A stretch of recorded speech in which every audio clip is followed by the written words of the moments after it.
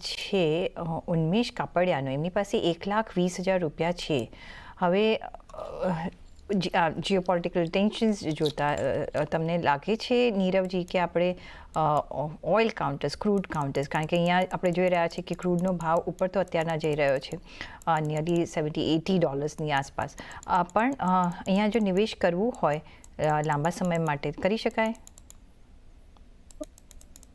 એટલે oil counters એટલે ONGC અને ઓઇલ ઇન્ડિયાની વાત કરો છો? હા, એમને ઓએનજીસી કે પછી ઓઇલ ઇન્ડિયા, બેમાંથી ક્યાં રોકાણ કરવું જોઈએ?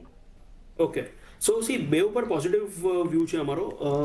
એનું કારણ એ છે કે જે પ્રમાણે લાસ્ટ એકાદ મહિનામાં ઓઇલ પ્રાઇસીસ વધ્યા છે, ઓલમોસ્ટ $12 થી $15 પર બેરલ જેવા ભાવ વધી ગયા છે.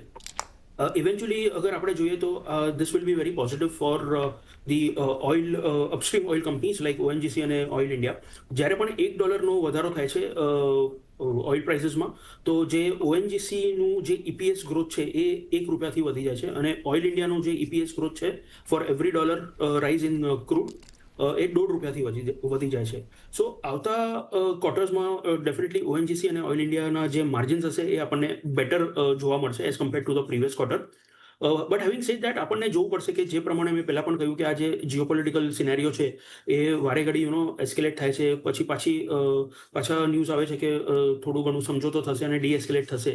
હવે એમાં ઇન કેસ અગર ક્રૂડ પાછો પડી જાય છે તો થોડું સાઇડવેઝ કન્સોલિડેશનમાં વયું જશે crude. But having said that, જે નીચેના લેવલ્સ હતા 60-65થી કરીને ઓલમોસ્ટ $75 પર અમને એમ લાગે છે થોડું સસ્ટેન કરી શકાય crude prices for next couple of months.